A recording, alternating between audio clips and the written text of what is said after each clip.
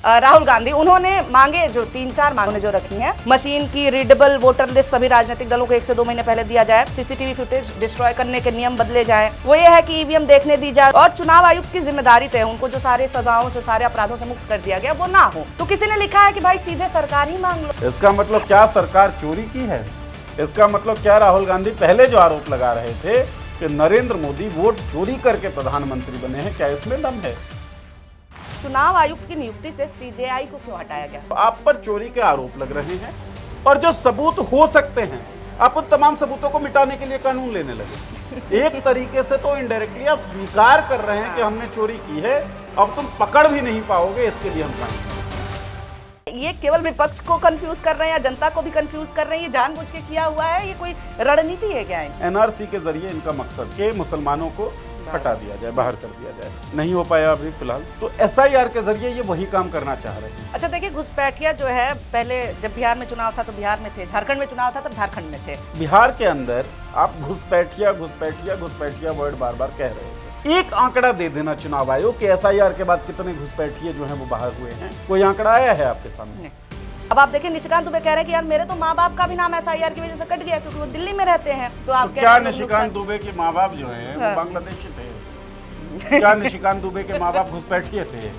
अरे नहीं थे ना। निशिकांत साहब जो बात कर रहे हैं, मैं निशिकांत साहब की बात को सहमत हो जाए अगर हम इस बात से कि कांग्रेस को फायदा हुआ है, अनड्यू वेटेज मिला ना कांग्रेस को एसआईआर से। नहीं होना चाहिए ना किसी भी राजनीतिक, मतलब भारतीय जनता पार्टी इतना भारी नुकसान क्यों झेल रही है एसआईआर?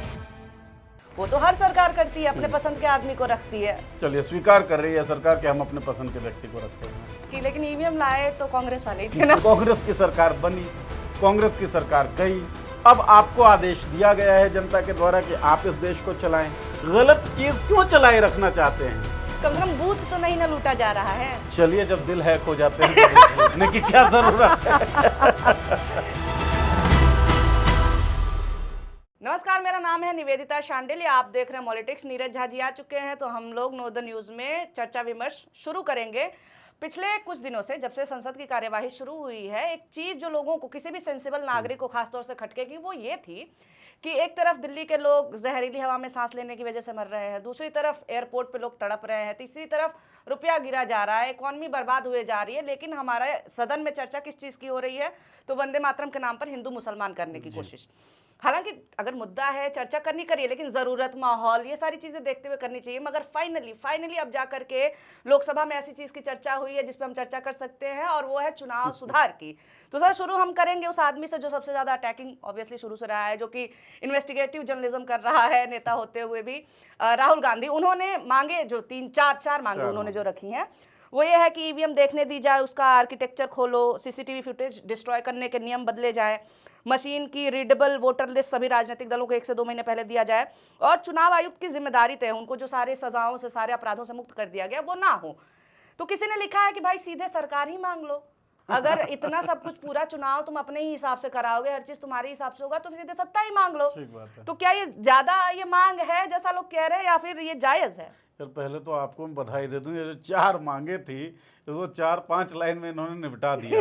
और हम ही यही बताते तो थोड़ा सा टिपिकल हो जाता है, इसीलिए आप लोग ज्यादा इनको देखते हो। बढ़िया निवेदिता।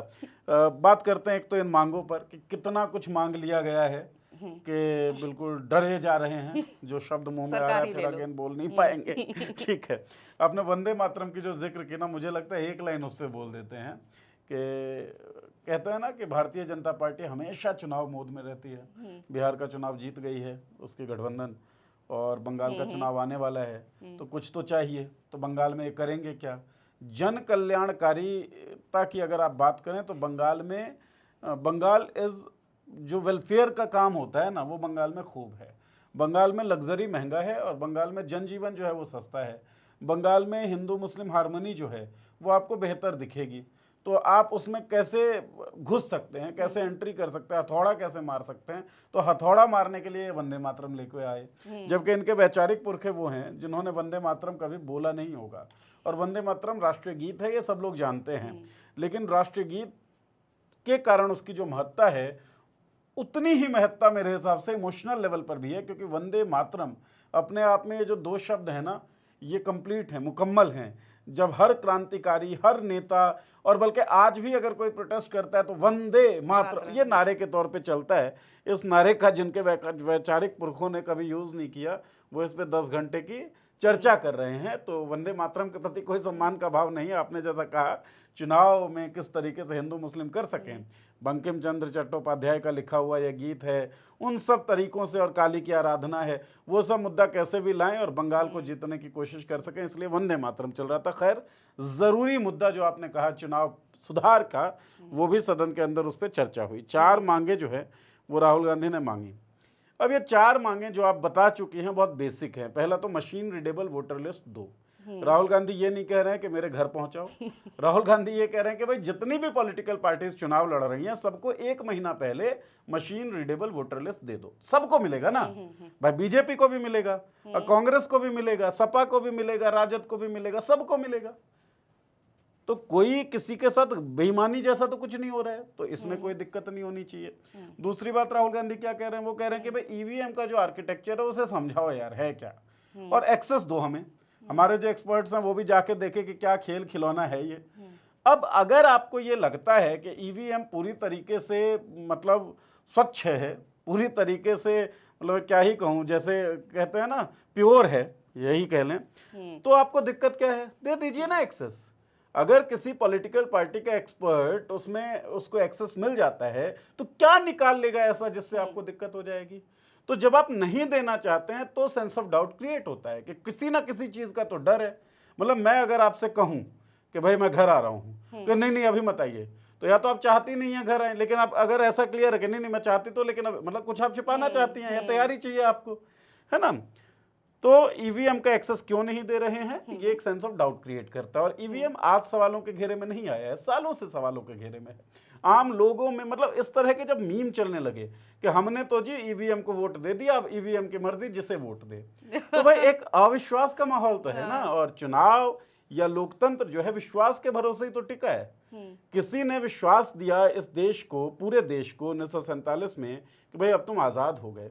किसी ने विश्वास दिया 1950 में ये कहकर कि भाई सब समान होंगे। किसी ने विश्वास दिया मुसलमानों को कि यहाँ तुम सेकंड क्लास सिटीजन नहीं बनाए जाओगे, लोगों ने विश्वास कर लिया। महिलाओं को ये विश्वास दिया गया कि तुम्हारी 1856 के आसपास कि अब सती प्रथा नहीं होगी, नहीं विश्वास किया गया ना। अब अगर उस विश्वास में ही दिक्कत आए, बाल आ गया है अगर आईने में, तो भाई आप उसका निवारण करेंगे। विश्वास नहीं तो लोकतंत्र नहीं, सीधी सी बात है। तो ईवीएम के एक्सेस देने में कोई दिक्कत इनको होनी नहीं चाहिए। तीसरी उनकी क्या मांग है, तीसरी मांग है कि भाई जो इलेक्शन कमिश्नर साहब हैं इनको जो इम्यूनिटी मिली हुई है कि कुछ भी करें और निकल जाए, इस इम्यूनिटी को रोकिए। तो क्यों आपका इतना भयंकर लगाव क्यों है इलेक्शन कमिश्नर के प्रति? मतलब क्या उनका व्यक्तित्व आपराधिक है? क्या वो आपराधिक काम करते हैं? क्या चुनाव करवाना आपराधिक कृत्य है? नहीं है ना। मतलब क्या आप कुछ आपराधिक कृत्य करवा रहे हैं? फिर तो सवाल ये उठता है। इसीलिए आप इम्यूनिटी दे रहे हैं कि भाई आपराधिक कृत्य तो करवाएंगे तो कहीं ये बेचारा फंस ना जाए, और उस डर से कहीं ये करे ना, तो इम्यूनिटी दे देते हैं। एक सेंस ऑफ डाउट जो है वो यहां भी क्रिएट हो रहा है। और जो चौथी चीज है निवेदिता, हाँ सीसीटीवी फुटेज वाली, कि सीसीटीवी फुटेज जो आप 45 दिनों में नष्ट कर देते हैं, वो सीसीटीवी फुटेज वाला जो एक्ट है नष्ट करने का, उसको आप बदल दीजिए। तो साहब ये चुनावों में सीसीटीवी फुटेज नष्ट करने वाला जो नियम है वो बनता है 30 मई 2025 को। अब आइए आप 30 जनवरी 2024 को चंडीगढ़ चलिए, अनिल मसीह वाला कांड याद करिए। ध्यान है अनिल मसीह कौन थे साहब, है ना। तो कहां से वो चर्चा में आए, कहां से पकड़े गए? सीसीटीवी से ना। सीसीटीवी आप लगवाते क्यों हैं? मतलब घरों में अगर बहुत सारा पैसा किसी के पास है तो सीसीटीवी क्यों लगाता है? कि भाई किसी तरह की चोरी चारी हो जाए तो हमको पता पड़े, हमारे घर में किसी तरह की दिक्कत ना हो। अब ये कहा जा रहा है कि भाई दिक्कत हो रही है। महाराष्ट्र में आप देर रात वोटिंग करवा रहे हैं, आपका जो वोटिंग परसेंटेज है वो शाम को कुछ और रहता है, फिर 2 घंटे बाद कुछ और हो जाता है, दिन में कुछ और हो जाता है। आप कह रहे हैं, मतलब इलेक्शन कमीशन कह रहा है कि नहीं नहीं ये सब कुछ बिल्कुल ठीक कर रहे हैं। हमें विश्वास नहीं है। जो लोग आरोप लगा रहे हैं वो ये कह रहे हैं विश्वास नहीं है। उनको ये लग रहा है कि कोई घुस रहा है अंदर, स्ट्रांग रूम के अंदर ईवीएम से छेड़छाड़ कर रहा है, या फिर जो कहा जा रहा है कि वोटर शाम को एकदम से बढ़ गए। इन सब चीजों पे हमें विश्वास नहीं है। तो विश्वास दिलाने के लिए सीसीटीवी फुटेज होने चाहिए आपके पास। क्यों आप डिस्ट्रॉय कर रहे हैं? इसका मतलब शायद स्ट्रांग रूम में कोई घुस रहा है, शायद कुछ ऐसा हो रहा है जो आप छुपाना चाह रहे हैं। तो इस कारण से ये सारी मांगे उठाई जा रही हैं। अब जो आपने कमेंट बताया है जो सोशल मीडिया पे चल रहा है, और मैंने भी उसे पढ़ा सरकार ही ही ले लो था, फिर। सरकार ही ले लो फिर। इसका मतलब क्या सरकार जो है वो इन्हीं चीजों से बनी है? इसका मतलब क्या सरकार चोरी की है? इसका मतलब क्या राहुल गांधी पहले जो आरोप लगा रहे थे कि नरेंद्र मोदी वोट चोरी करके प्रधानमंत्री बने हैं, क्या इसमें दम है? तो मैं तो ये कहना चाहूंगा कि सरकार जो है, मतलब मेरा ये मानना है, कहना तो क्या चाहूंगा कि सरकार को अपनी वैलिडिटी स्टेब्लिश करने के लिए, अपनी अथॉरिटी स्टेब्लिश करने के लिए इन मांगों को मांग लेना चाहिए। क्योंकि अगर भारतीय जनता पार्टी को ये लगता है, जो सत्तारूढ़ है, कि लोगों में उसका बृहत अपील है, लोग उसे वोट कर रहे हैं, लोग उसे चुन रहे हैं, उसकी नीति लोगों के हित में है, अगर उसे लगता है, तो इन चारों कानूनों को मतलब चारों मांगों को मान लेने से उसकी सरकार पर या उसके चुनाव पर कोई फर्क नहीं पड़ेगा, अगर ऐसा है तो। और लेकिन जब इन मांगों को आप नहीं मानते हैं, इनकार करते हैं, तो लगता है कि भाई ऐसा है नहीं कि लोग आपको वोट दे रहे हैं। अच्छा, इन 4 मांगों के साथ उन्होंने 3 सवाल भी पूछे थे, जो मतलब पॉइंटर्स में आप डालिए तो 3 बेसिक सवाल थे जोरदार। उसमें से 2 का आपने जवाब दे ही दिया है कि क्यों आखिर इनको दंडित नहीं किया जा सकता चुनाव आयुक्त को, और क्यों सीसीटीवी फुटेज डिलीट होता है। लेकिन एक क्वेश्चन था उनका कि चुनाव आयुक्त की नियुक्ति से सीजेआई को क्यों हटाया गया? जी। तो अब जैसे अब देखिए, ये तो कहा जा रहा था कि न्यायपालिका भी अब नहीं बची हुई है, तो अगर इन्फ्लुएंस है तो सीजेआई भी हो, अगर इन्फ्लुएंस है तो क्या ही फायदा होगा? मामला ये है ना कि जो मैक्सिमम पॉसिबल सेफगार्ड है वो तो मुहैया हो। सीजेआई के ऊपर आरोप लगते रहे हैं। अभी प्रशांत भूषण जी के साथ जो पॉडकास्ट है वो अब पब्लिश्ड है, वो लोग देख सकते हैं हमारे प्लेटफॉर्म पे। उनसे हमने काफ़ी कुछ सीजेआई के बारे में ही बातचीत की है। तो आरोप लग रहे हैं, लेकिन ये भी तो है कि कस्टोडियन ऑफ कॉन्स्टिट्यूशन जो है वो सुप्रीम कोर्ट होता है। सुप्रीम कोर्ट का मुख्य न्यायाधीश बहुत अहम व्यक्ति होता है, न्यायपालिका है वो। कार्यपालिका का एक छत्र दबदबा अगर रहता है तो चीजें खराब हो सकती हैं, लोकतंत्र कमजोर हो सकता है। 1991 से लेकर 2023 तक निवेदिता कोई कमेटी नहीं थी जो इलेक्शन कमिश्नर की नियुक्ति करती थी। सरकार सिफारिश होती थी, राष्ट्रपति सिफारिश करता था, सरकार नियुक्ति कर देती थी। ऐसे ही चलता रहा। इसी समय में अटल बिहारी वाजपेयी की सरकार बनती है और विपक्ष में कांग्रेस रहती है। इसके बाद फिर यूपीए की सरकार बनती है, विपक्ष में बीजेपी रहती है। मामला नियत का होता है। कोई डाउट क्रिएट हुआ था क्या उस वक्त? कोई बहुत बड़ा प्रदर्शन विपक्ष ने किया था क्या? मतलब मैं यूपीए की ही अगर बात कर लूं तो 2 बार हल्के फुल्के विरोध देखने को मिले। एक बार 2012 के आसपास जब लालकृष्ण आडवाणी कॉलेजियम की बात करते हैं कि कॉलेजियम बनाइए, कमेटी आधारित नियुक्तियां जो है होनी चाहिए, यूपीए ने नहीं मानी। मान लेनी चाहिए थी, नहीं मानी गई आडवाणी की ये मांग। उससे पहले एक बार और विवाद हुआ था, एक इलेक्शन कमिश्नर की नियुक्ति के बाद। विवाद क्या, विरोध किया था बीजेपी ने, लेकिन वो विरोध भी दब गया। 2014 में नरेंद्र मोदी प्रधानमंत्री बनते हैं, एक पीआईएल दाखिल होता है 2015 में सुप्रीम कोर्ट में कि भाई इलेक्शन कमिश्नर की नियुक्ति पर सरकार का जो एक छत्र कंट्रोल है ये लोकतंत्र के लिए अहितकर है। इस पीआईएल की सुनवाई करती है सुप्रीम कोर्ट, और 2023 में सुप्रीम कोर्ट ये कहती है कि भाई एक छत्र दबदबा, एक छत्र कंट्रोल जो सरकार का है वो तो लिटरली डैमेज करेगा डेमोक्रेसी को। और सुप्रीम कोर्ट ये सुझाती है, ये फैसला देती है, आदेश देती है कि कमेटी रहे जिसमें सीजेआई भी हो। तो इंटरवेंशन सुप्रीम कोर्ट का हो गया है। सुप्रीम कोर्ट ने माना है कि जो कमेटी नहीं, सरकार के द्वारा नियुक्त जो इलेक्शन कमिश्नर हैं, ये पूरी प्रक्रिया दोषपूर्ण है, ये पूरी प्रक्रिया लोकतंत्र को कमजोर कर सकती है। तो सुप्रीम कोर्ट ने क्या किया अपने उस आदेश में? सरकार का एक छत्र कंट्रोल खत्म कर दिया। इसके बाद कानून ले आती है संसद, क्योंकि कानून तो संसद ही बना सकती है, बात तो ऑब्वियस है। और कानून क्या लाती है कि 3 लोगों की कमेटी होगी, लीडर ऑपोजिशन होंगे, प्राइम मिनिस्टर होंगे, और तीसरा व्यक्ति कौन होगा? प्राइम मिनिस्टर के द्वारा नॉमिनेटेड एक मंत्री। विपक्ष का तो हो ही नहीं सकता है, सरकार का ही होगा ना। हाँ। तीसरा जो सीजेआई थे उनको हटा दिया गया कानून बना के, जिसको कोर्ट ने कहा था कि आप रखिए। तो अब कमेटी क्या बन गई? 2 लोग सरकार के और एक आपका लीडर ऑफ ऑपोजिशन। दबदबा किसका है? हाँ, बहुमत हो ही नहीं सकती। मतलब लीडर ऑपोजिशन मान के चलते हैं कि 100 के 100 मामले हों, 100 नियुक्तियां हों आगे, और लीडर ऑपोजिशन हर बार विरोध करें, प्रधानमंत्री एक नाम पे सहमत हों, और क्या किसी मंत्री की इतनी हैसियत होगी कि वो प्रधानमंत्री से उलट चला जाएगा? मंत्री मतलब ऐसे तो सरकार के जिस कंट्रोल को खत्म किए जाने की कोशिश की गई थी ताकि इलेक्शन कमीशन इसका जो इंडिपेंडेंस है वो बरकरार रह सके, उसको पलट दिया गया कानून लाके। तो आपने क्यों पलटा भाई? मतलब आप सरकार का कंट्रोल चाहते थे तो सरकार ही जिम्मेदार है। अब विपक्ष आपसे कह रही है कि भाई ये कंट्रोल हटाइए, आप सीजीआई को वापस लेके आइए। अच्छा, जो विपक्ष में है चक्र तो ऐसे ही चलता है, वो सरकार में भी आ सकती है, तो उसके लिए भी यही स्थिति रहेगी ना कि उसका दबदबा नहीं रहेगा, आपके लिए फायदेमंद होगा। तो ये बात भारतीय जनता पार्टी या कांग्रेस की है नहीं, ये बात जो है भारतीय लोकतंत्र की है कि आप एक ऐसी व्यवस्था कायम करिए जहां पर कार्यपालिका का हर जगह, हर एजेंसी, मतलब कार्यपालिका का दबदबा ना हो, सरकार हर एजेंसी को कंट्रोल करके ना बैठे। और इलेक्शन कमीशन जिस तरह की संस्था है, अगर इस पे डाउट क्रिएट हो रहे हैं निवेदिता, तो डाउट सीधे सीधे भारत के लोकतांत्रिक चरित्र पर हो रहे हैं, सीधे सीधे इस बात पर हो रहे हैं कि are we any longer the democracy. तो ये डाउट का स्पेस नहीं होना चाहिए। अच्छा, एक चीज मैं देख रही हूँ कि जो पूरे चुनाव सुधार पे बहस हुई है जी, उसमें विपक्ष में जो अलग अलग नेता हैं, अखिलेश यादव एसआईआर के मुद्दे पे बोलते कहते हैं कि ये लोग यूपी में डिटेंशन सेंटर खोलने की बात कर रहे हैं, जो ये लोग डायरेक्टली नहीं कर सकते हैं, एसआईआर के बहाने कर रहे हैं। कोई एनआरसी पे भी बोल रहा है कि एनआरसी वाली हरकतें एसआईआर के बहाने कर रहे हैं। और एक बहुत सतही सा तर्क है जो कि भाजपा समर्थकों द्वारा दिया जाता है कि अगर ईवीएम हैक है तो वोट चोरी की क्या जरूरत थी, वोटर लिस्ट में गड़बड़ी की क्या जरूरत है। ठीक, तो मैं इसका एग्जाम्पल इसलिए दे रही हूँ कि कहीं ना कहीं एक कन्फ्यूजन की स्थिति जो है ये लोग भी क्रिएट कर रहे हैं कि एक ही साथ एसआईआर, एनआरसी, ईवीएम, वोट चोरी। तो अब जैसे एक, और अभी जो मैं ये बात बताने जा रही हूँ वो किसी समर्थक का नहीं, खुद नेता कहते हैं भाजपा के कि भाई ये लोग कहते हैं वोटर लिस्ट में गड़बड़ी है, तो हम कहते हैं ठीक है तो हम सुधार करते हैं एसआईआर से, तो ये लोग कहते हैं उसमें गड़बड़ी, मतलब कुल मिला के इनको विरोध ही करना है।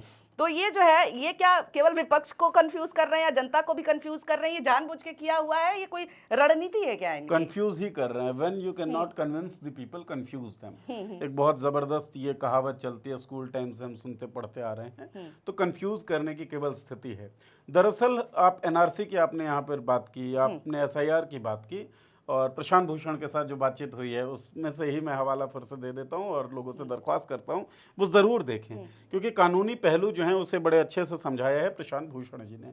एनआरसी के ज़रिए इनका मकसद, जो फिलहाल सत्तारूढ़ पार्टी है उसका मकसद ये था कि मुसलमानों को हटा दिया जाए, बाहर कर दिया जाए। नहीं हो पाया अभी फ़िलहाल। तो एसआईआर के ज़रिए ये वही काम करना चाह रहे हैं। ठीक है, बिहार के अंदर आप घुसपैठिया घुसपैठिया घुसपैठिया वर्ड बार बार कह रहे थे। आम जनमानस में आपकी कंट्रोल में जो मीडिया काम करती है, मेन स्ट्रीम मीडिया जो गोदी बन चुकी है, उसने लगातार ये चलाया प्रोपेगेंडा कि घुसपैठिए बहुत आ गए हैं बिहार के अंदर। 65 लाख लगभग पहले ड्राफ्ट में वोटर्स का नाम कटा था, चुनाव हो चुके, बिहार के अंदर एसआईआर हो चुकी। एक आंकड़ा दे देना चुनाव आयोग कि एसआईआर के बाद कितने घुसपैठिए जो हैं वो बाहर हुए हैं। कोई आंकड़ा आया है आपके सामने? कोई आंकड़ा हमारे सामने नहीं है। पब्लिक में किसी के पास कोई आंकड़ा हो तो वो हमें बता दे वीडियो में कमेंट करके कि भैया इतने घुसपैठिए हमने बाहर कर दिए। कोई बाहर नहीं हुआ है। अरे भाई, अगर आपका कोर मकसद ये था कि आप घुसपैठियों को बाहर कर रहे हैं तो बताइए तो सही कि कितने घुसपैठिए आ गए और कितने घुसपैठियों को आप बाहर कर चुके हैं। क्योंकि आप घुसपैठियों को बाहर करने का जब जिक्र करेंगे तो आपको जवाब ये भी देना पड़ेगा कि घुसपैठिए अगर बांग्लादेश से आए हैं तो सीधे बिहार में नहीं आएंगे। बिहार की सीमा बांग्लादेश से नहीं लग रही है, तो कैसे कैसे आ गए? वहां पर जो होम डिपार्टमेंट है देश का वो क्या कर रहा है, गृह मंत्री क्या कर रहे थे, फोर्सेस हमारी क्या कर रही थी, तमाम लोगों पे अकाउंटेबिलिटी। तो कोई घुसपैठिया जो है बाहर हुआ हो इसकी कोई जानकारी पब्लिक नहीं हुई, लेकिन आपने माहौल क्या बना दिया, घुसपैठिए जो है वो बाहर हो गए हैं। तो दरअसल अलग अलग कृत्यों के जरिए एक ही काम करने की कोशिश की जाती है। जब ईवीएम मैनिपुलेशन की बात होती है, मतलब ईवीएम की बात करते हैं तो फिर वोट चोरी की बात आ जाती है। वोट चोरी को हम रोकने के लिए एसआईआर करते हैं तो भी इनको यही कहना है ना, हाँ, हर चीज से दिक्कत है। अगर भाई ईवीएम मैनिपुलेशन की बात हो रही है, ईवीएम मैनिपुलेटेड है, तो ऐसा नहीं है कि आप 100% रिजल्ट जो है अपने फेवर में कर रहे हैं। इतना करेंगे मतलब होता है ना, आटा में नमक मिलाओ, नमक में आटा मत मिलाओ, है ना, वरना पता पड़ जाएगा। तो आशंका ये है, आरोप ये है कि थोड़ी बहुत चोरी जो है वो ईवीएम के जरिए हो रही है, लेकिन उस पर वृहत स्तर पर चोरी करना बहुत मुश्किल हो सकता है, क्योंकि संसाधन इन्वॉल्व है उसमें, ईवीएम इन्वॉल्व है, उसका ट्रांसपोर्टेशन, उसका रखरखाव, सब कुछ है। तो वोट चोरी एक और मामला हो सकता है, उससे थोड़ा सा और नमक आप मिला सकते हैं। मतलब आप इसको ऐसे देखिए कि सॉल्ट 1 जो है आटे के अंदर वो ईवीएम है, सॉल्ट 2 यानी कि S2 जो है वो वोट चोरी हो सकता है। तो आप S1 और S2 दोनों को ऐड करेंगे तो ज्यादा चोरी हुई ना। तो आप उन प्रक्रियाओं को कर रहे हैं, ऐसा आप पर आरोप लग रहा है। और दिक्कत की बात यह है कि आप अपने ऊपर लग रहे इन आरोपों को धोने की कोई कोशिश नहीं कर रहे हैं, है ना, कि भाई ये आरोप, बल्कि आपके जो एक्ट्स हैं, आपके जो काम हैं, वो इन आरोपों को मजबूती देते हैं। जैसे इलेक्शन कमीशन, इसकी भूमिका हमेशा से संदेह के घेरे में रही। बीते कुछ सालों में कहा गया कि यह सरकार का पिट्ठू बन चुका है। आपने क्या किया? इम्यूनिटी दे दी इलेक्शन कमिश्नर को। आपने क्या किया? इलेक्शन कमिश्नर की नियुक्ति से सीजीआई को हटा दिया, अपना कंट्रोल रख लिया, यानी कि सरकार का कंट्रोल रख लिया।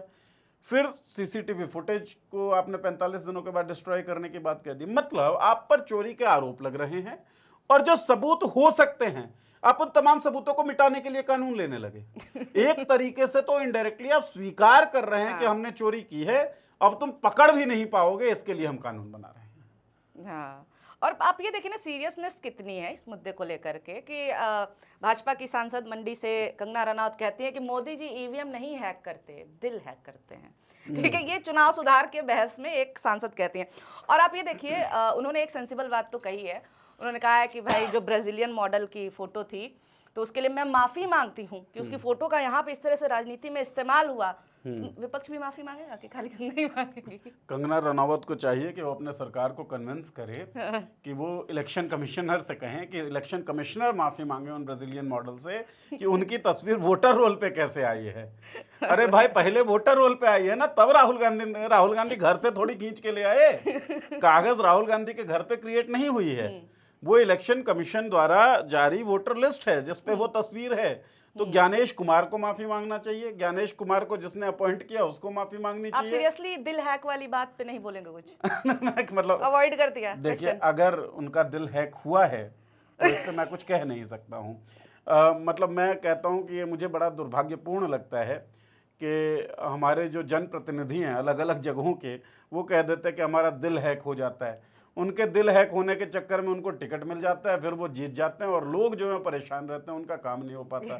ऐसा ही शायद एक दिल हैक जो है, मुझे लगता है कि बिहार में भी हुआ है।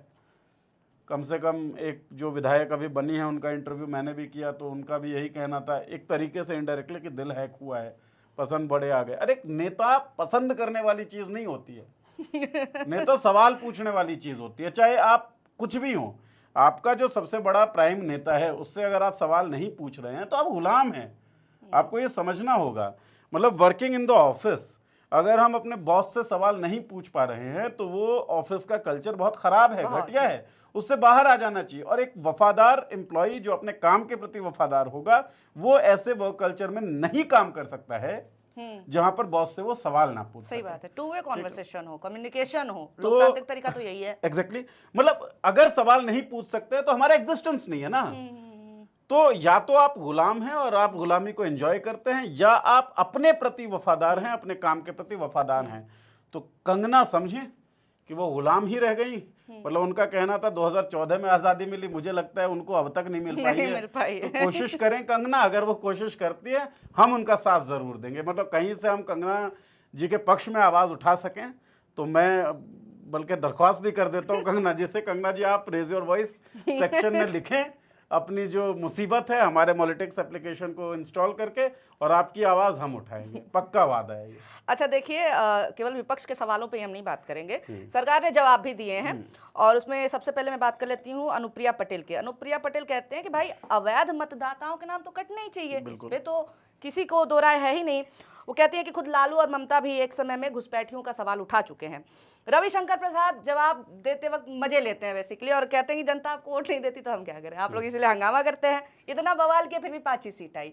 ठीक, तो ये कहा जा रहा है, ये जो दोनों बातें हैं इन लोगों की, क्या ये सच में इस तरह का एक्सक्यूज भी तो हो सकता है ना कि आपने बहुत मेहनत नहीं की, वर्क नहीं किया? क्योंकि देखिए, इससे पहले भी कांग्रेस के जो नेता हमारे वहाँ बातचीत में भी आए थे, उन्होंने भी थोड़ा सा ये बोला था कि कुछ तो हमें मेहनत करनी चाहिए थी, और कई नेताओं के बयान आ चुके हैं, केवल एक ही बात नहीं है। तो क्या सच में इसको बहाने की तरह यूज किया जा रहा है? जो ये बात कह रहे हैं कि खुद ही घुसपैठियों का सवाल उठाते थे, खुद ही कहते थे कि भाई मतदाता फर्जी हैं, बात तो इनकी भी सही है। नहीं, बात इनके सही कह दीजिए कि सही है, कहने के लिए सही कही जा सकती है, सही हाँ, अवैध मतदाता तो हटने चाहिए। मैं दोनों पहलुओं पे आता हूँ। पहली बात तो ये कि क्या विपक्ष का बहाना है। आलोचना करते हुए आप बिल्कुल कह सकते हैं कि विपक्ष का एक बहाना जैसा दिखता है, लेकिन मुझे ये केवल विपक्ष का बहाना नहीं दिखता। अब चुनाव को उन्होंने अप्रोच कैसे किया उस पर अगर बातचीत होगी तो हम लोग खुद ही बात कर हाँ। चुके हैं उसके ऊपर कि विपक्ष की कमियां तो रही ही। भाई आप फाइनल डे तक जो है सो टिकट बंटवारा आपका तय नहीं होता है, आप लोग बिल्कुल सीरियस नहीं दिख रहे होते हैं, एक मुद्दे को लेकर आप शुरू होते हैं, फिर वो मुद्दा कहाँ गायब हो जाता है आपको पता नहीं है। जब आपके उम्मीदवार जो हैं वो बगावत कर रहे हैं, उनको मैनेज करने के लिए आपकी तरफ से कोई कदम नहीं उठाया जाता है, आप टिकट दे देते हैं फिर टिकट छीन लेते हैं, तो दिक्कतें तो विपक्ष में है ही हैं, मैनेजमेंट में, है ना। और विपक्ष जिस तरीके से अप्रोच कर रहा था चुनाव, उसमें भी दिक्कत थी। मतलब बिहार के चुनाव परिणामों के बाद मैंने ये कहा भी था कि ये जो इतना बड़ा मैंडेट आया है, इस मैंडेट पे डाउट है, लेकिन पूरी तरीके से ये डाउट कर लेना कि मोदी को कोई या मोदी की पार्टी को कोई वोट ही नहीं कर रहा है, ये मूर्खता है। तो विपक्ष को भी ये सोचना पड़ेगा कि लोग वोट तो दे ही रहे हैं, आपके अंदर क्या कमी रह गई है, प्रबंधन के लिहाज से हम बात करें या अप्रोच के लिहाज से हम बात करें। लेकिन दूसरी बात यह है कि इतना बड़ा मैंडेट और ग्राउंड पे इस तरह की स्थिति के बावजूद ये सोचने पे मजबूर करती है कि प्रक्रियाओं में किसी तरह का दोष तो नहीं है। एक बार को मान लेते हैं कि ईवीएम में कोई दोष नहीं था, एक बार को मान लेते हैं कि कोई इस तरह के फर्जी वोटर्स को ऐड नहीं किया गया जो रिजल्ट को बदल देता है, हम ये दो चीजें मान लेते हैं निवेदिता। इसके बावजूद ये तो फैक्ट है ना कि महिलाओं के खाते में 10,000 रुपए की राशि गई। नैतिक रूप से तो गलत है ना, कानूनी रूप से आप प्रूव नहीं कर पाएंगे क्योंकि मॉडल कोड ऑफ कंडक्ट से पहले वो अनाउंस हो गया था और अनाउंस जो स्कीम है वो चलती रहती है। नैतिक रूप से तो गड़बड़ है ना। वोट खरीदने के आरोप जो आपके ऊपर लग रहे हैं वो आरोप तो पुख्ता है ना, और इसकी जिम्मेदारी किसकी बनती है कि नहीं होना चाहिए था? चुनाव आयोग की। उसी चुनाव आयोग पे तो सवाल उठ रहा है, मतलब चुनाव सुधार की जिम्मेदारी जो है वो चुनाव आयोग की है। सही बात है। तो सरकार क्यों इतना लोड ले रही है, इतना क्यों परेशान हो रही है? क्या सरकार ही चुनाव आयोग है? क्या चुनाव आयोग ही सरकार है? सवाल तो ये पैदा हो रहा है यहाँ पर। अनुप्रिया पटेल कह रही हैं कि अवैध वोटर जो है वो तो हटना ही चाहिए। बेशक हटना चाहिए, लेकिन घुसपैठिया नाम ले लेकर जब आपने लोगों को अवैध बताया, जिससे जो आम मजदूर वर्ग जो है, जो पलायित होके बिहार से दिल्ली, बंबई, कलकत्ता में काम करता है, उसके जुबान पे एक वर्ड छा गया कि भाई ये किशनगंज और अररिया और पूर्णिया ये तो पाकिस्तान बनते जा रहे हैं। आपने उसके मुंह में शब्द ठूसा, तो जो ऐसे लोग जिनके पास कागज नहीं है, जिनके कारण वो अवैध हो गए हैं, वो पाकिस्तानी हो गए।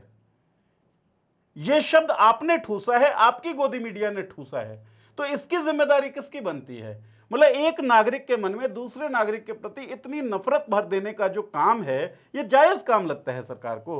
उसके बाद आप कह रहे हैं कि अवैध मतदाता हटने चाहिए, हटे, लेकिन प्रक्रियागत तरीकों से और ठीक जो तरीके होते हैं उससे। बिहार का चुनाव हो गया, उसके बाद आप पूरे देश के अलग अलग राज्यों में एसआईआर करवा रहे हैं। एसआईआर का एक टाइम फ्रेम आप तय कर सकते थे, आप एक रियलिस्टिक नंबर्स पे काम कर सकते थे, नंबर ऑफ स्टेट्स आप उस तरीके से चुनते जितना आपके पास वर्कफोर्स है। बीएलओ सुसाइड कर रहा है, रोते हुए बीएलओ के वीडियोस आ रहे हैं सामने। ये किस तरह का चुनाव सुधार आप कर रहे हैं जिसमें लोगों की जानें जा रही हैं? और इस तरह के तो कई सारे रिपोर्ट्स हैं ना। तो ये पूरी प्रक्रिया बहुत जल्दबाजी में, बहुत हड़बड़ी में क्यों की जा रही है, ये भी सेंस ऑफ डाउट को क्रिएट करता है। और दूसरी बात, आप रविशंकर प्रसाद की आपने बात की कि जनता आपको वोट नहीं देती है तो हम क्या करें। अरे भाई, आप ये कह रहे हैं जनता वोट नहीं देती है, प्रत्यक्ष तौर पे दिख ये रहा है जनता वोट नहीं देती है, लेकिन अब भी अगर जनता वोट नहीं देती तो 23% वोट शेयर आरजेडी का कैसे हो जाता? जनता तो वोट दे रही है। 141 सीटों पे चलिए आरजेडी लड़ी, आप 101 पे लड़े, और इस कारण से आरजेडी सबसे बड़ी पार्टी बनती है वोट शेयर के लिहाज से, 23%। अगर 101 पे माने तो भी 14-15% के आसपास वोट शेयर होगा। मतलब जनता वोट दे रही है रविशंकर साहब। बात इसी मैनेजमेंट की हो रही है कि आप एसआईआर के जरिए शायद ऐसा गुणागणित लगा रहे हैं कि इस कॉन्स्टिट्यूएंसी में इतना वोट पाकर हम जीत सकते हैं, क्योंकि आपने डेमोग्राफी डिसाइड कर लिया, आपको पता है आपका कोर वोट बैंक क्या है, और उस तरीके से आप मैनेज करें। यही आरोप आपके ऊपर लग रहे हैं, और इन आरोपों को धोने की जिम्मेदारी आपकी ही है, क्योंकि सरकार में हमेशा भारतीय जनता पार्टी ही नहीं रहेगी। ये कोई ब्रह्म वाक्य नहीं है, हालांकि मैं कोई ब्रह्म वाक्य में मानता भी नहीं हूं, लेकिन पत्थर की लकीर थोड़ी है, ये तो बदलता रहेगा। तो व्यवस्था को दूषित मत होने दीजिए। व्यवस्था दूषित हो रही है, और रविशंकर प्रसाद जो एक बौद्धिक व्यक्ति माने जा सकते हैं, और यूपीए के समय में जब ये बोला करते थे, भाषण देते थे, प्रेस कॉन्फ्रेंस में, बड़े आक्रामक और बड़े जबरदस्त लगते थे, क्योंकि तार्किक दिखते थे उस वक्त। विपक्ष में रविशंकर प्रसाद तार्किक थे, सत्ता पक्ष में अंधभक्त और रविशंकर प्रसाद, इनके बयानों में, इनके कुतर्क में कोई अंतर आप खास देख नहीं पाएंगे। अच्छा देखिए, घुसपैठिया जो है पहले जब बिहार में चुनाव था तो बिहार में थे, झारखंड में चुनाव था तब झारखंड में थे, बहुत बड़ा मुद्दा बना था। दिल्ली में भी थे जी। दिल्ली में भी थे। और आप देखिए कि भाजपा कभी बोलती थी कि आदिवासियों को खत्म कर रहे हैं, जो बांग्लादेशी मुसलमान आ रहे हैं, बांग्लादेशी घुसपैठिए आ रहे हैं, कभी 2 लाख डेटा बताते, कभी 12 लाख बताते, फिर बाद में खुद सरकार ने स्वीकार किया कि हमारे पास ऑफिशियल डेटा ही नहीं है। निशिकांत दुबे का ही बयान था। अब आप देखिए, निशिकांत दुबे कह रहे हैं कि यार मेरे तो माँ बाप का भी नाम SIR की वजह से कट गया क्योंकि वो दिल्ली में रहते हैं, ठीक है। वो ये भी कह रहे हैं कि RJD कांग्रेस जहां जीते वहां भी SIR में वोट डिलीट हुए थे, यानी कि बिहार में SIR से कांग्रेस को फायदा हुआ है, वो ये बात कह रहे हैं। और उनका ये सवाल था कि भाई मैं क्यों किसी बांग्लादेशी को आपको मतदाता बनाना है। तो देखिए, इनके माँ बाप के भी साथ हो गया। तो आप क्या निशिकांत दुबे के माँ बाप जो हैं वो बांग्लादेशी थे? क्या निशिकांत दुबे के माँ बाप घुसपैठिए थे? अरे नहीं थे ना। निशिकांत साहब जो बात कर रहे हैं, मैं निशिकांत साहब की बात को सहमत हो जाए अगर हम इस बात से कि कांग्रेस को फायदा हुआ है, अनड्यू वेटेज मिला ना कांग्रेस को SIR से। नहीं होना चाहिए ना किसी भी राजनीतिक, मतलब भारतीय जनता पार्टी इतना भारी नुकसान क्यों झेल रही है SIR से? अपने आप को हुए नुकसान पर ही एक्शन ले लीजिए निशिकांत साहब, लेकिन एक्शन तो लेना पड़ेगा। आज कांग्रेस आरोप लगा रही है कि बीजेपी को फायदा हो रहा है, राजद आरोप लगाएगी कि नीतीश को फायदा हुआ है क्योंकि ये लोग हार गए हैं। अच्छा, निशिकांत ईमानदार व्यक्ति हो सकते हैं, इस कारण से सरकार में रहते हुए भी चुनाव जीतने के बाद भी कह रहे हैं कि हमें नुकसान हुआ है। हम कहते हैं ना तो कांग्रेस को नुकसान होना चाहिए, ना RJD को नुकसान होना चाहिए, ना TMC को नुकसान होना चाहिए, ना नीतीश को, ना मोदी जी को नुकसान किसी को नहीं हो भाई, सबका फायदा हो। तो सबके फायदे के लिए जरूरी है चुनाव सुधार की जो मांगे मानी जा रही हैं उनको मान लिया जाए, क्योंकि इसमें ऐसा कोई अतिरेकता नहीं दिख रही है, इसमें ऐसा कोई बायस नहीं दिख रहा है। मतलब अगर इलेक्शन कमिश्नर का अपॉइंटमेंट निष्पक्ष हो जाए तो क्या दिक्कत है? तो अगर CCTV उस पे भी सरकार की तरफ से सवाल भी आए हैं कि निष्पक्ष की बात आप कर रहे हैं। कांग्रेस के टाइम पे लगातार ऐसे चुनाव आयुक्त बनाए गए जो बाद में जिनको पद्म भूषण विभूषण मिलता है, वो कांग्रेस भी ज्वाइन करते हैं। वो तो हर सरकार करती है, अपने पसंद के आदमी को रखती है। चलिए, स्वीकार कर रही है सरकार कि हम अपने पसंद के व्यक्ति को रखे हुए हैं। इससे तो ये लग रहा है निवेदिता। दूसरी बात, मैंने पहले ब्रीफ किया था, 1991 से 2023 तक सरकार नियुक्त करती थी चुनाव आयोग को। पहले एक व्यक्ति हुआ करता था और 1993 के आसपास इसमें 3 व्यक्ति होने लगे। तो TN शेषन पहले 1990 में जब चुनाव आयुक्त थे, उसके बाद 2 चुनाव आयुक्त इनके साथ और आए। TN शेषन का दौर किस तरह का दौर है और नाश्ते में नेताओं को खाने की उनकी जो कहानियां हैं वो आपने भी सुनी है, हमने भी सुनी है। उसके बाद बदस्तूर 91 से 23 तक, बल्कि मतलब TN शेषन उस वक्त थे, 91 से 23 तक जो है वो सरकार अपॉइंट करती थी इलेक्शन कमीशन को। अटल बिहारी वाजपेयी की सरकार उसी वक्त बनती है जब सत्ता पक्ष में बीजेपी थी। यूपीए की सरकार, मतलब मनमोहन प्रधानमंत्री 2 बार होते हैं 4 से 14 के बीच, जब विपक्ष में बीजेपी थी। BJP had all the right कि आप खड़े होइए खिलाफत में, मुखालफत में, और कहिए कि सरकार जो नियुक्त कर रही है ये गलत है, ये लोकतंत्र को नुकसान पहुंचा रहा है। खड़ी हुई क्या? मतलब कोई ऐसा वृहत विरोध दिखता नहीं है। 2012 जिसका मैं जिक्र कर चुका हूं, आडवाणी जी ने कॉलेजियम की बात की थी और सरकार ने उसको नहीं मानी, जो सरकार की गलती थी यूपीए की। ट्रांसपेरेंसी बरकरार रखनी चाहिए थी। अब उस वक्त के क्या तर्क रहे होंगे क्या नहीं, उस पर अगर जनता चाहेगी, मतलब लोग चाहेंगे देखते वाले, तो हम उस पर एक वीडियो भी कर देंगे कि उस दौर में क्या क्या हुआ था, विरोध किस तरीके से हुआ था। मामला ये आता है 2015 में PIL दाखिल होती है, 2023 में सुप्रीम कोर्ट का फैसला आता है कि भाई सरकार का कंट्रोल नहीं होना चाहिए इलेक्शन कमिश्नर के अपॉइंटमेंट में। सुप्रीम कोर्ट कह रहा है, सुप्रीम कोर्ट कहता है कि इससे लोकतंत्र जो है वो कमजोर पड़ेगा, और सुप्रीम कोर्ट एक आदेश देता है कि जो नियुक्ति कमेटी हो उसके अंदर एक सरकार, एक विपक्ष, एक CJI हो। एक सरकार एक विपक्ष नहीं, CJI की भूमिका उन्होंने तय कर दी थी कि CJI भी कमेटी का हिस्सा होगा। सुप्रीम कोर्ट इंटरवीन कर रहे हैं ना, कस्टोडियन ऑफ कॉन्स्टिट्यूशन ने इंटरवीन किया। उसके बाद आप उसको पलटते हैं, उसके बाद आप नया कानून लाते हैं जिसमें आप सरकार के कंट्रोल को बदस्तूर जारी रखते हैं। इसका मतलब आप सरकार का कंट्रोल चाहते थे। और सवाल कब उठते हैं? जब दिक्कतें आनी शुरू हो जाएं, जब अविश्वास पैदा हो जाए, जहां से हमने शुरू की थी बात। मतलब बच्चा जब बड़ा हो रहा होता है, बाप मुखिया होता है परिवार का, वो बाप का बहुत ज्यादा मुखालफत करता नहीं। एक तो हमारा कल्चर भी ऐसा है ना कि विरोध आप कर नहीं सकते, आलोचना आप कर नहीं सकते। लेकिन जब दिखने लगता है बच्चे को कि अब दिक्कत हो रही है, मुझे घूमने जाना है लेकिन मेरे पास पैसे नहीं है, मुझे घूमने जाना है लेकिन मम्मी मना कर देती है, मैं खेलना चाहता हूं, मम्मी पापा का डर दिखा देती है, तब बात की जाती है ना पापा से कि भाई पापा लेट्स हैव अ डिस्कशन, अभी बात करते हैं। 1991 से 2023, जिसमें 4 से 14 को हम मेजरली लेते हैं क्योंकि बीजेपी उसी में शायद इंटरेस्टेड होगी, क्योंकि 91 से 23 में भी अब तो मेजॉरिटी शेयर जो है वो बीजेपी का ही हो गया सरकार वाला, क्योंकि 10 ही साल इनके रहे, 9 साल उनके और 5 साल अटल बिहारी वाजपेयी, 14 साल बीजेपी के हो गए। उस वक्त अविश्वास कितना ज्यादा था ये बताएं ना आप। टीएन शेषन ने किसी को बख्शा था क्या? कोई अनड्यू वेटेज किसी को मिल गया हो, ऐसा हुआ क्या? 1999 में क्या अटल बिहारी वाजपेयी की सरकार नहीं बनी थी? सीएजी की अपॉइंटमेंट अगर सरकार करती है तो क्या वो एजेंसी इतनी निष्पक्ष नहीं थी या उसकी अथॉरिटी इतनी नहीं थी कि उसी सीएजी विनोद रॉय के कारण यूपीए की सरकार चली गई? तो एजेंसीज पे एक तरह का कंट्रोल, एक तरह का उन लोगों का अपॉइंटमेंट जिन्हें सरकार चाहती है, ये होता रहा है, हमेशा से होता रहा है। इसमें कोई खास दिक्कत है भी नहीं, क्योंकि ये तो मतलब आप ये लगा लें एक तरीके से मानवीय चरित्र है। लेकिन उसके कारण दिक्कतें कितनी थी ये बताएं ना। एजेंसीज पे जिस तरह का अब कब्जा है, एजेंसीज का जिस तरीके का अब्यूज अब हो रहा है, क्या इसी तरह का अब्यूज उस दौर में था? अगर था और आप चुप बैठे थे तो आप बराबर के दोषी माने जाएंगे। इस वक्त तो हालात ये है कि सीबीआई, ईडी जो है वो केवल विपक्षी नेताओं के घर पे छापे मारती है।